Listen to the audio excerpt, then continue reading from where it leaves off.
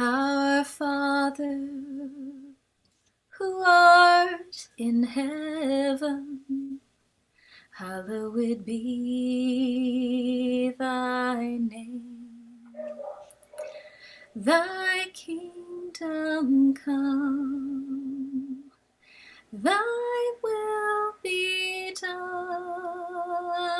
on earth as it is in heaven.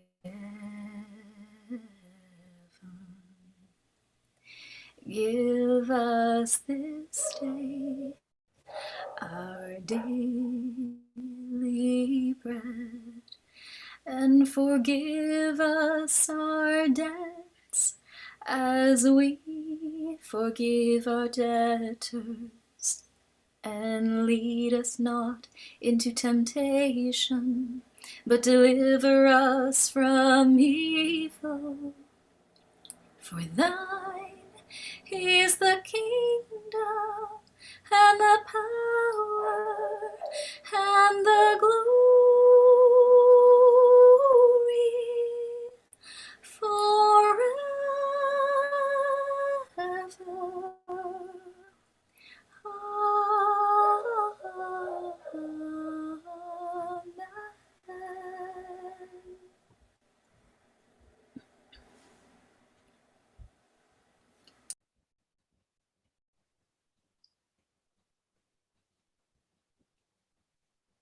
Thank you so much, Roxanne. This is a very beautiful way to start our program this evening. So Mr. Bob Andrighetti was born in Italy and came to Canada as a young child. He was raised in a devout Catholic family. He has earned a degree in mathematics from Waterloo and joined the Baha'i Faith in 1968, following which he spent 10 years working in Africa in various Baha'i communities there, serving in various Baha'i communities there. He returned with his family to London, Ontario in 1992, where he has been a significant part of the Baha'i community here, serving on the local spiritual assembly since 1996. He has been married for 43 years, has 3 children and 5 grandchildren, and as he mentioned earlier, it was one of their birthdays today, which is very exciting. So thank you so much for joining us this evening. Again, I do want to mention that we are recording the presentation. Following the presentation, we will stop the recording and there will be a period of discussion and questions can be asked at that point. Thank you. Mr. Andrighetti, I pass it to you. Thank you, Hoda. And I'll leave it to you to give us a sense of timing and periods within the presentation, because I might be going too long, or I'll leave it to your experience. Sure, you can help. Anyway, after saying that introduction, I thought I should say that in the Old Testament, it says that your grandchildren are the crown of a man's life. So I thought, wow, isn't that wonderful? At least I can say that we have the 5 grandchildren. Another thing that came to mind kind of spontaneously, actually, as you were doing that introduction, is a memory of my experience in Zaire. We went to Zaire actually to help with the development of the Baha'i community, and we would go into the interior oftentimes. And because we weren't the same shades as the local people, the friends there would often come up to us and say, you know, why are you here? And because their experience with Europeans coming into there usually was a very negative experience, and people were coming either to search for gold or oil or diamonds or things like that. And I remember one time going in there and saying, well, we've come with a message from God. And their reaction was totally unexpected for me. They said, oh, really? Well, what is it? You know, immediately like that, they were so open. I can imagine if you went downtown London and said, you know, we have a message from God. I'm not sure what your experience would be, but really this is what we're talking about tonight, is really a message from God. And since our community is, for the most part, Christian, it's very important that we understand the relationship between what the Baha'i faith is presenting and the prevailing traditions and beliefs in our country. So obviously, we need to understand the relationship between Christ. What is the relationship between Christ and Bahá'u'lláh? Bahá'u'lláh is the prophet founder of the Baha'i faith. For lack of a better word, let's say we say he is the prophet founder of the Baha'i faith. We could also describe him as a messenger of God. We could also title him as a manifestation of God, as we give the title, many titles to Christ as well. So my objective tonight is going to be to try to show that we're in a turning point in history.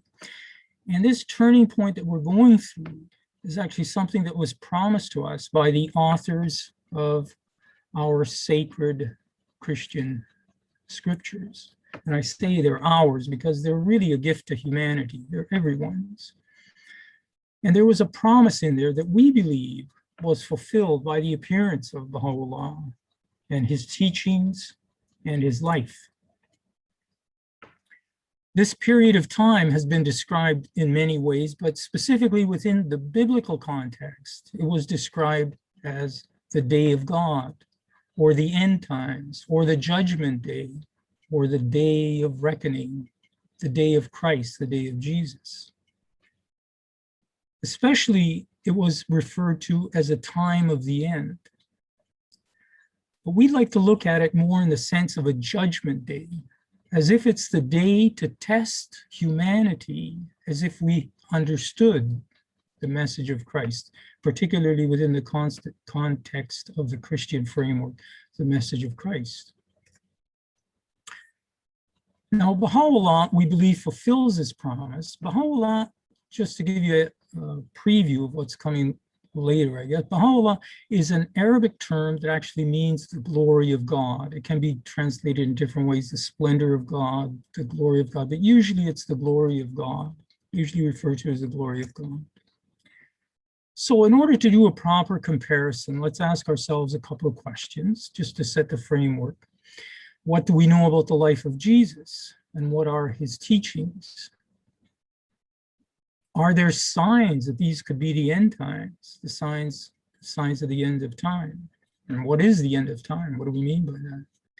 What do we know about Bahá'u'lláh? What are his teachings? And hopefully we can arrive at a conclusion, provisional conclusion. So a brief overview, let's start, of the Christian message. And I don't mean to be presumptuous to suggest that we can combine or compact 2,000 years of very diverse and rich history into a 30-minute presentation, but just for the sake of this presentation and brevity, I'll try to do that and give it the emphasis that it needs. So basically, what we know of Jesus' life comes from the Gospels and the traditions through the community of the Christian believers, and also what was written in the Gospels, the good news stories. His teachings were conveyed to us. The principal elements of Jesus' teachings really are contained in the Lord's Prayer, which I'm glad Roxanne sang that at the beginning. Actually, it was a bit unplanned. I was thinking of reading the Lord's Prayer at the beginning, but since you sang it so beautifully, it set the mood. There's also the teachings of the Beatitudes, which I'll get into as well. There's the Eucharist. Like, the Eucharist is a sacrament that was performed by the early Christian community that is done to this day. And it's a coming together. It's in a ceremony called the Mass. And we also have the Nicene Creed, or the Apostles' Creed, recently changed to the Apostles' Creed, but the original creed was the Nicene Creed, and it was the creed that united the ancient Christian community.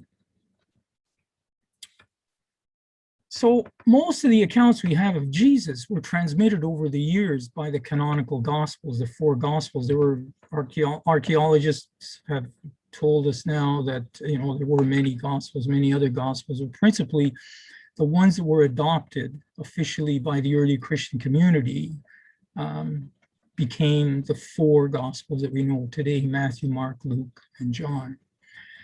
But the gospels themselves tell us that there were many other stories that were recounted that were lost.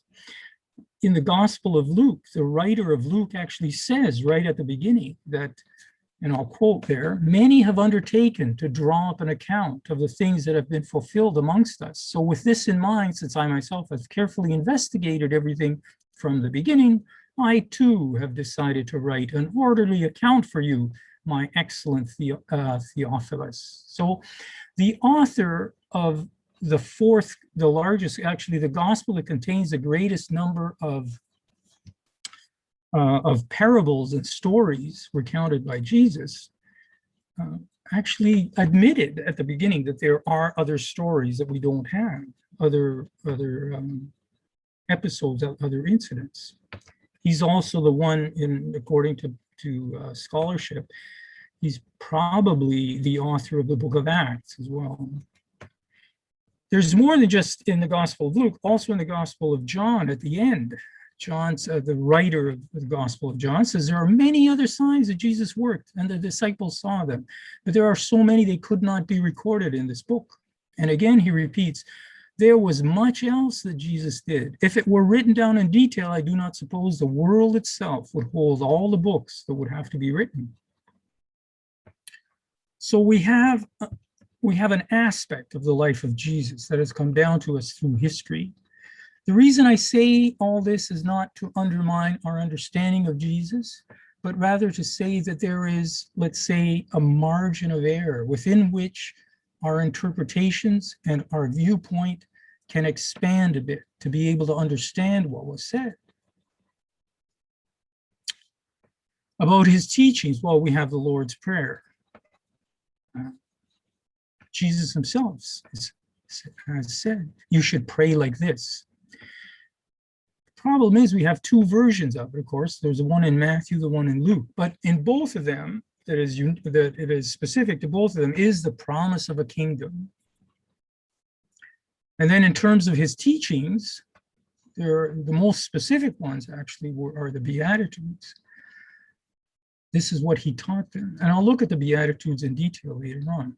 Then there's the Eucharist. The Eucharist is a commemoration, a celebration of the sacrifice that occurred when Jesus gave his life for the salvation of humanity. In addition to that, we have letters from the apostles, the subsequent believers, the early believers. And then we have the Nicene Creed, which was put together, or let's say a ratification of the diverse beliefs that existed in the community in order to unify them. Once the teachings of Jesus, once the Christian message was accepted by the royal families of the Roman Empire. So since we already sang the Lord's Prayer, I don't need to say it all, but I would like to emphasize that there is a promise in there. Thy kingdom will come. Thy will be done on earth as it is in heaven. Here we have the Beatitudes.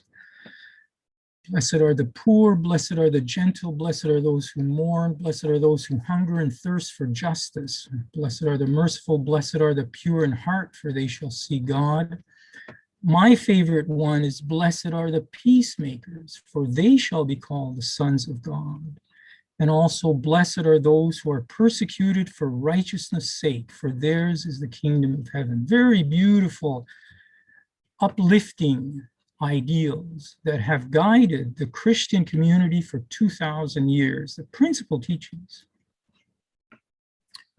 So as far as the Eucharist, we get the teachings, we get the substance of the Eucharist in of course mentioned in the Gospels, but also outlined in one of Paul's letters. Now, St. Paul, of course, was you might say, was the 13th apostle, because he wasn't amongst the first apostles, but he became a Christian as in a vision, and as if God selected him to bring the message of Christ to the rest of the world. But in one of his early letters, where he's writing to the community of the early Christian believers in the ancient town of Corinth, he described to them what they should be doing. And that is the substance, the outline of the ceremony that is repeated, actually repeated daily, sometimes many times a day in every Christian church for the last 2,000 years. Now, the Mass, the celebration that occurs repeatedly throughout this time, is called the Mass. And the substance of the Mass is the repetition of the Nicene Creed, which we'll mention again later, saying the Lord's Prayer, which we've already looked at, and then a priestly invocation for everybody to live in peace and to be free from distress, as well as to await his coming. So the coming of Jesus is a pillar of Christian teaching. I heard this so many times as I was going to Mass every Sunday with my family, and we went through this repeatedly. So the idea of the coming of Jesus Christ is so central to our belief as Christians that it's a pillar of our faith, in other words.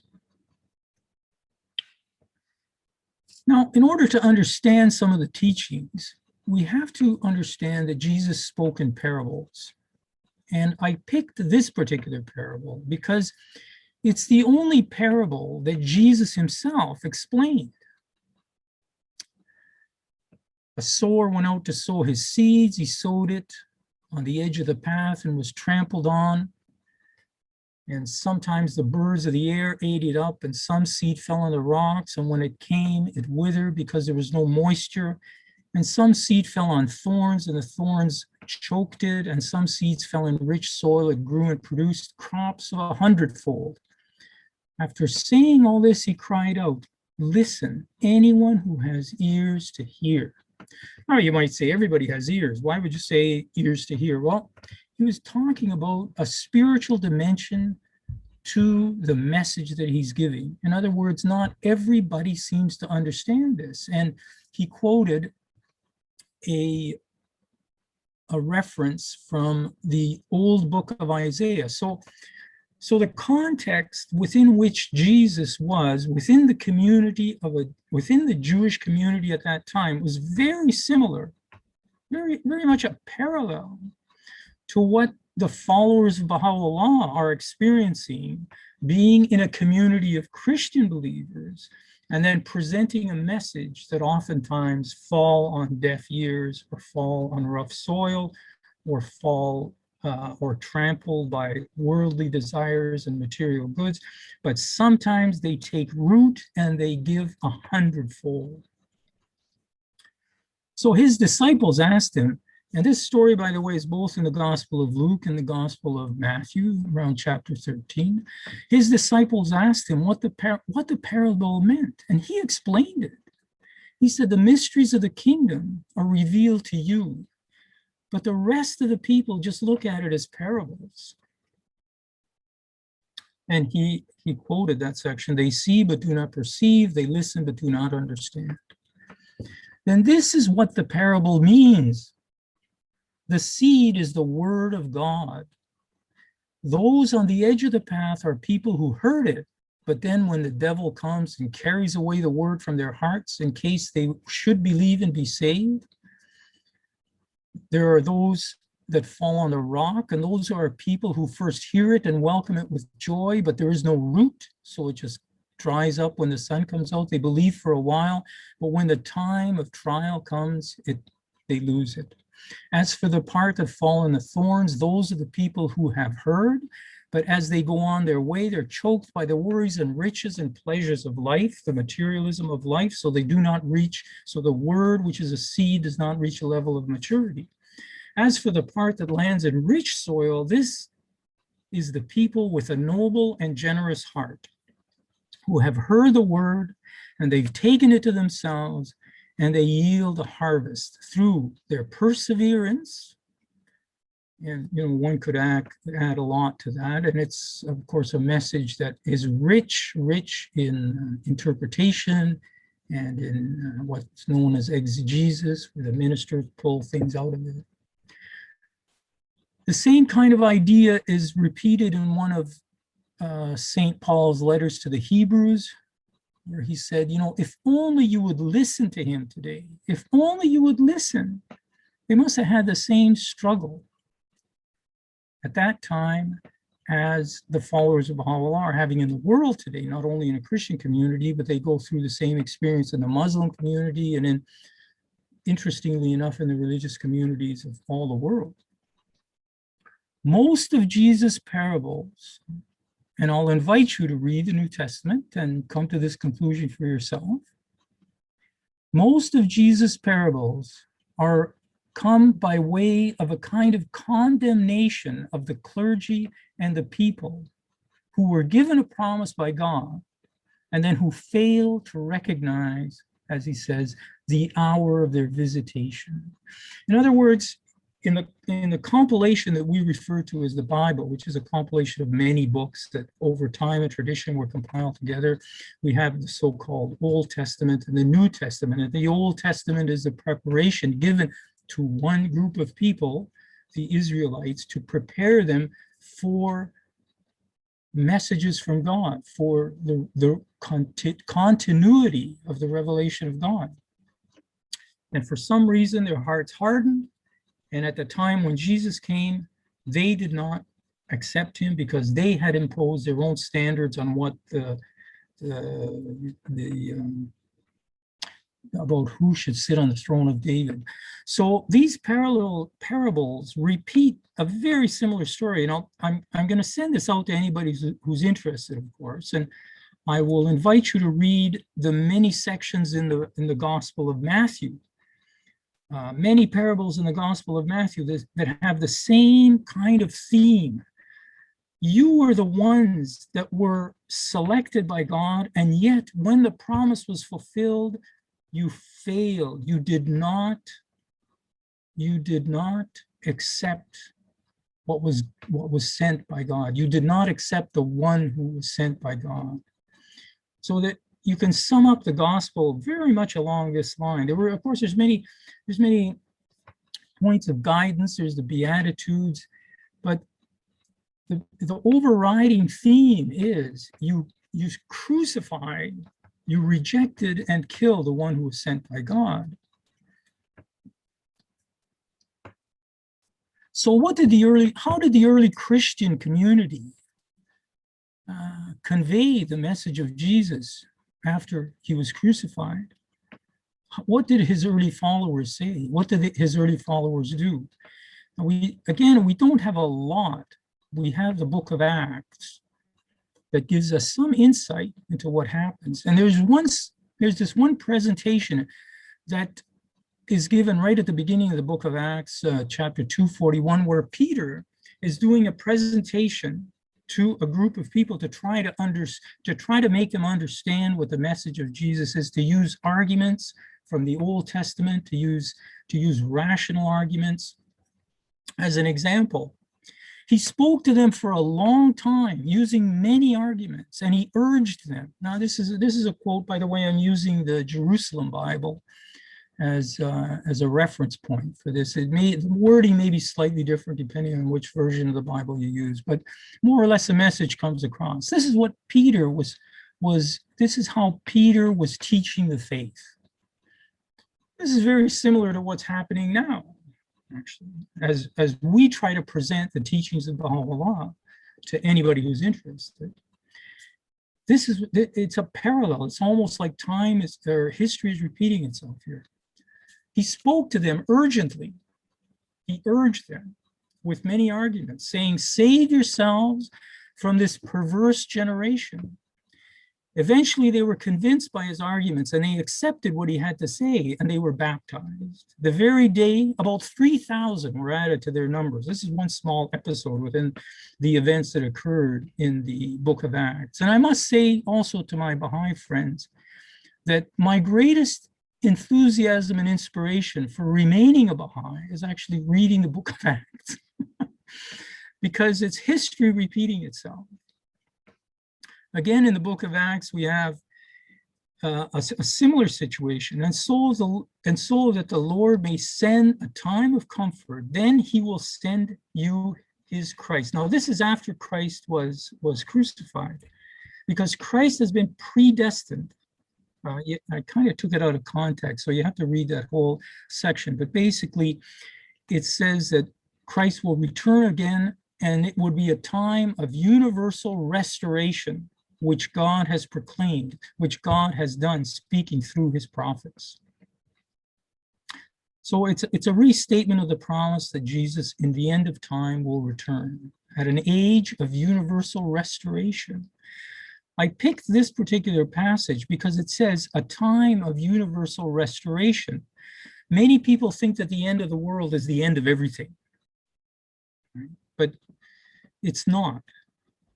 It's the day of God. It's the day of a universal restoration. It's the day of a restoration, reconciliation between the people and their Creator.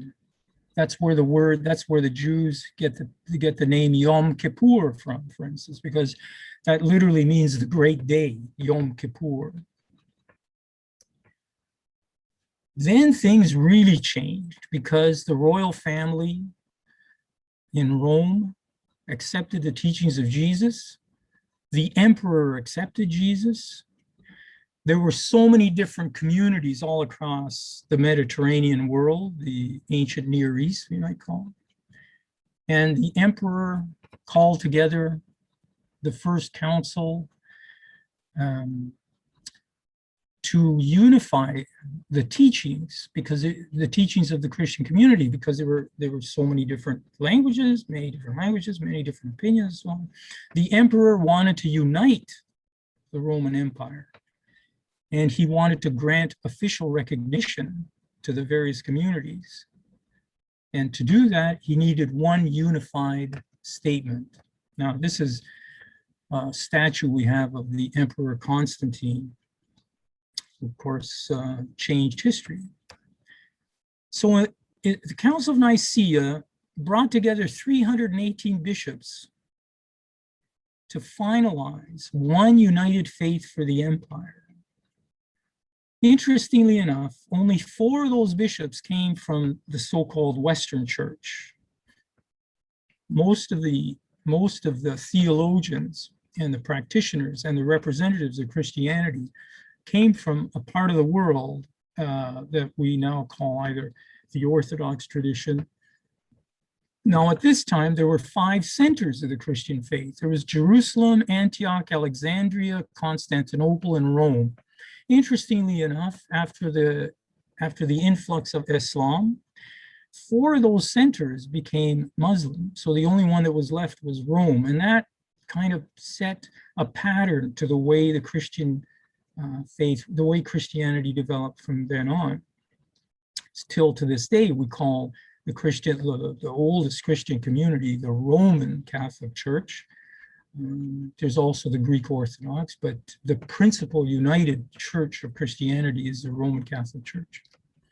So this was a Council of Nicaea, and we see all these very wise men coming together and deciding on what should be the faith of the United Empire. Some of these beautiful pictures, I just thought I'd put that in there to give you an idea, a sense of what must have gone on at that time.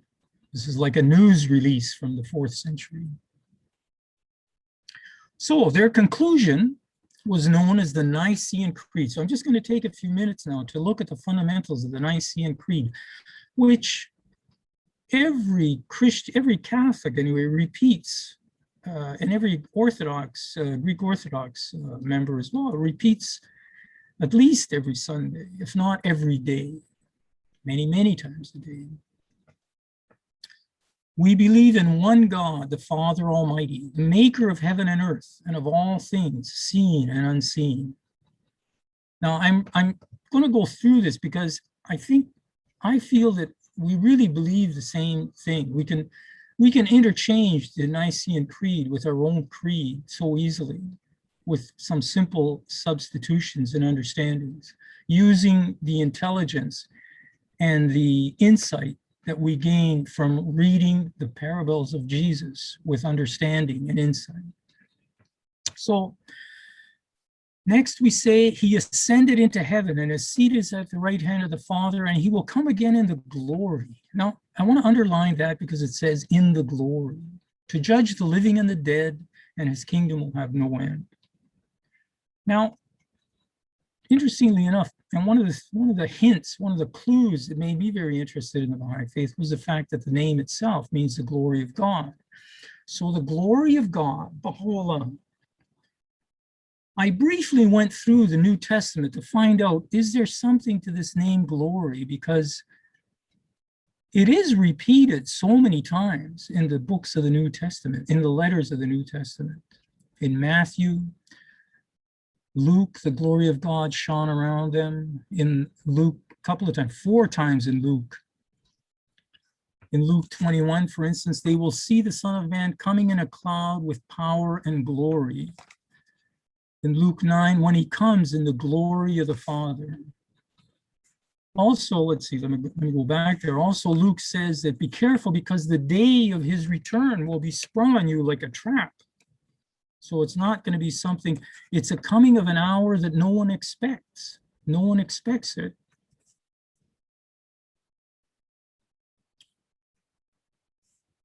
In the Gospel of John, in the book of Acts especially, in the glory of God appeared to their ancestor Abraham. Now, the most interesting story, I think, is the one that's recited in chapter 7 of the book of Acts by Saint Stephen. And Saint Stephen was a very motivated teacher, you might say, extremely energetic and extremely enthusiastic, and one of the first martyrs of the faith.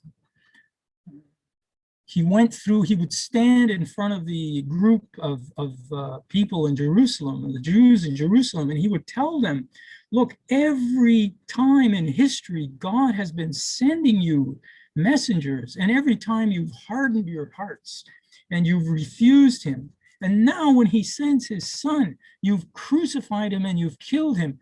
I guess they didn't like what he was telling them. So they martyred him. And as he looked up into heaven, he said he saw the glory of God. And he saw Jesus standing at his side. Oh, so it's a hint. It's a hint, is it? In one of the letters from St. Paul, 1 Corinthians letter, chapter 6, St. Paul, interestingly enough, says, dedicate our body to the glory of God. Again, in chapter 6, he says, whatever you do, do it for the glory of God. If you're doing an errand of mercy, do it for the glory of God. In Philippians as well.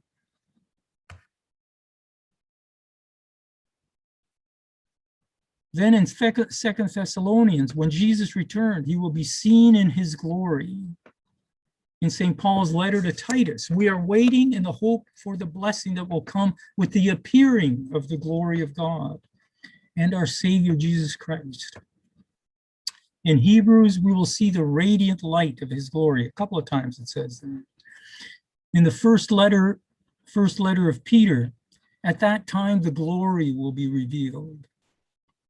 And in his second letter, there's an angel that appears and the sublime glory spoke to him. And of course, in Revelation, that has many, many references to a fulfillment of prophecy, fulfillment of the time of the end. We see that in that time, the world will be illumined by the glory of God. And a new revelation, often referred to as a city that descends from the sky, will be lit by the glory of God. So this term glory of God is very interesting. Now we move on to the next part of the Apostles' Creed, or the Nicene Creed, the original Nicene Creed, which says, we believe in one holy Catholic and Apostolic Church. Now remember, Catholic is a Greek word that simply means universal. Now, in common parlance, we've associated it with one particular group of the Christian community, but really, in its original sense, Catholic meant universal because Constantine wanted one faith to unite his empire. So I put it as like a kind of a rough translation of what we want, how we would understand that in contemporary terms. We believe in one universal holy community guided by the apostles. Now, the term apostle as well is something that we can say these are individuals who are guided by God, who write for us. The apostle, the term apostle actually means someone who has written something, and what they write is the epistle. So the two words are cognates of each other. We acknowledge one baptism for the forgiveness of sins. We look for the resurrection of the dead and the life of the world to come. Amen. Now, again, putting it through our contemporary translator, in other words, we could say, we acknowledge there is only one way to be reconciled with our Creator. Reconciled because, in a sense, humanity is fallen. We are inclined towards, we are inclined sometimes away from doing the best thing for us. We look for the day when humanity will recognize the one who comes in the name of the Lord. That's how Jesus was introduced into Jerusalem. Remember, blessed is he who comes in the name of the Lord. Hosanna, Hosanna, glory in the highest. So let us look for the day when people will say, blessed is he who comes in the name of the Lord. And because life is recognizing God, the context of life, the understanding of life as referred to in the New Testament is life in God. It's not the physical life or death. And I mean, there are many ways, many places in the New Testament where you can identify that, but there's one particularly that I've quoted in Luke 9:6. Let the dead bury the dead, Jesus said. He was calling people to come and follow him, and somebody says, oh, my uncle died, I gotta go bury him. So he says, oh, let the dead bury the dead. You are alive. And of course, the fact of an eternal afterlife. So we can take this this Nicene Creed, we can translate it into our contemporary understanding, and we see that we believe that. I believe that wholeheartedly. What happened then in the 16th century is that there was an attack on the unity of the Christian community, and we've been suffering from that ever since, actually, because of in the 16th century, due to the corruption that had started to infiltrate into the institutions in Rome, and also by the political forces that were tearing apart the Christian community at that time. The unity was destroyed. So now we have 30,000 different faith communities, all representing a different representation. If we ever needed a unity, a unifying vision, I'm reminded of the quote from St. Paul in Philippians, where he says, be united as the fingers of one hand. So are we in the end times? Big question. Makes a lot of movies. It's referred to sometimes as Armageddon. Interestingly enough, Armageddon is a Hebrew word which means the mountain of Megiddo. The mountain of Megiddo. What is there in the mountain of Megiddo in the world today? Interestingly enough, it's the world center of the Baha'i faith. I found that a fascinating reality as well. What are the end times like? Well, there's a quote in Acts, the book of Acts again. In the days to come, it is the Lord who speaks. Thus saith the Lord, in your King James Version. Their sons and daughters shall prophesy. Your young men will see vision. Your old men shall dream dreams. Even on my slaves, my men and women, in those days I will pour out my spirit, and I will display all kinds of portents in the heaven above, the signs, and the earth below. The sun will be turned to darkness, the moon into blood, and the great day of the Lord will dawn. And all who call on the name of the Lord will be saved. This is actually a quote from the Old Testament that was used in the context of the time of Jesus. You see how, again, it's history repeating itself. We feel so much, as Baha'is, we feel like we are reliving the episodes of the first generation of Christians. They would take relevant passages from the scriptures that they had and say, look, this was the promise of God, and we are fulfilling it. And we are doing the same thing. We're saying, look, this is the promise of God that was given to us at the time of Jesus, and check for yourselves. Does it fit? There's also going to be wars and rumors of wars. And this is a horrible thing to get into because, you know, it's so distasteful. It pains me to even put an ugly picture like that up. But it's the reality of what's been going on for the last, what, 100 years, 150 years? So let's say that the day of God is not a 24-hour period. The day of God is a period of time when the word of God is introduced into civilization. And history follows a cyclical pattern. And we believe that the cyclical pattern is driven by a revelation that comes from the Almighty. And the day when a revelation of God occurs is called a day of God. So we're living in a period of time, a turning point in history, a day of judgment. Judgment because have we learned what was said to us through the teachings of Jesus? It's like the exam time. Here are some specific things that were said about the end times, different sections of the letters. This was a letter from St. Paul to Timothy. And it's a quote from the Jerusalem Bible. You may be quite sure that in the last days, there are going to be some difficult times. People will be self-centered and grasping, boastful, arrogant, rude, disobedient to their parents, ungrateful, irreligious, heartless, unappeasable. They will be slanderers and profligates, savages, and enemies of everything that is good. They will be treacherous and reckless, demented with pride, preferring their own pleasure to God. They will keep an outward appearance of religion, but will have rejected the inner power of it. Have nothing to do with these people.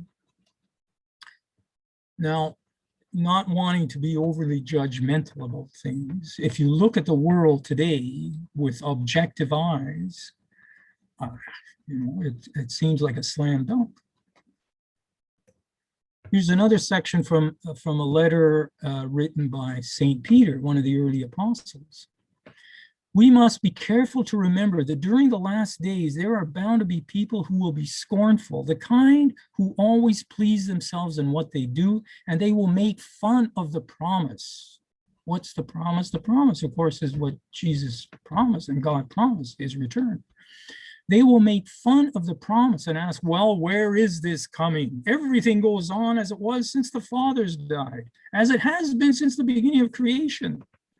You must never forget, goes on Peter, that the day of the Lord can mean 1,000 years, and 1,000 years is like a day.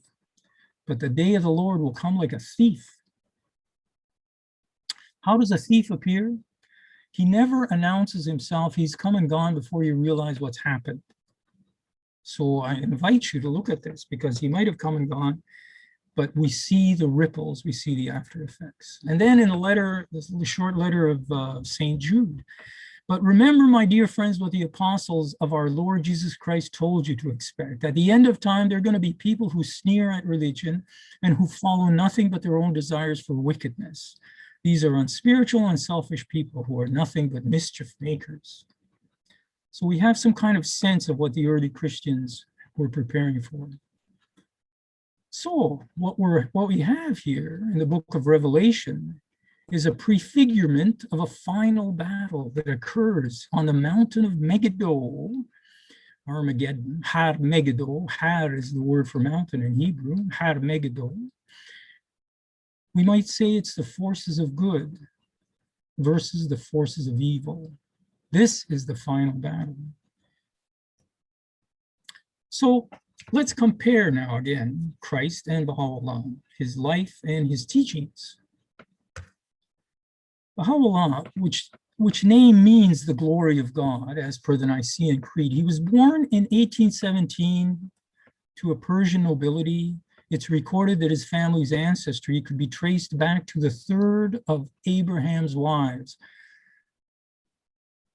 You realize a lot of people forget that Abraham actually had 3 wives. There was Sarah, who gave birth to the genealogy of the Jewish people. Then there's Hagar, who gave birth to the genealogy of the Arabic people. And there was also Keturah, who gave birth to a genealogy that's in the further east.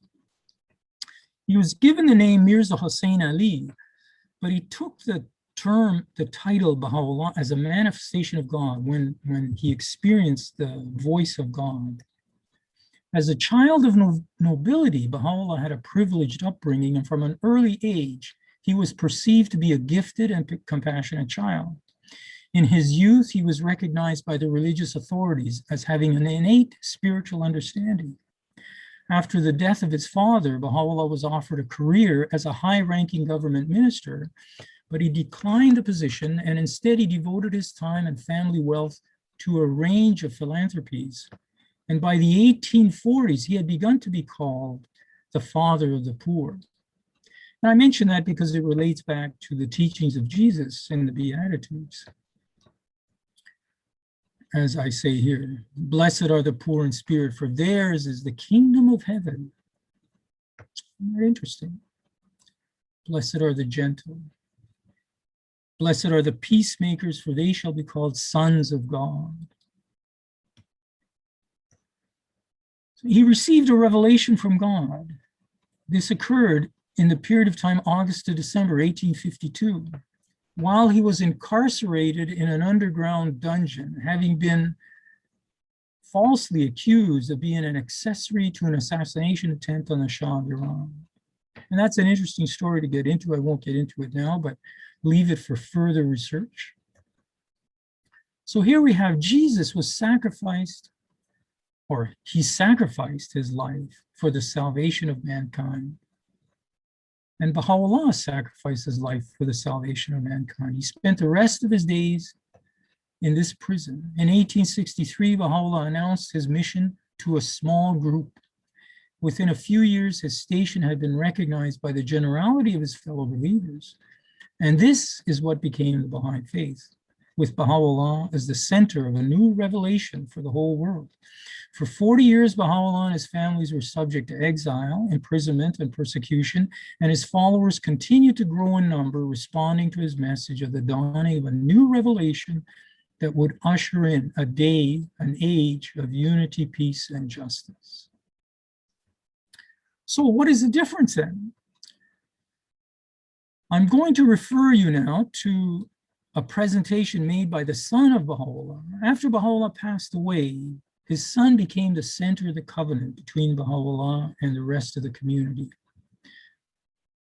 On the 6th, now another interesting thing about Abdul Baha is that he traveled to the West and he established the seeds of the development of the Baha'i community in the West, in England, in France, and more specifically in United States and in Canada.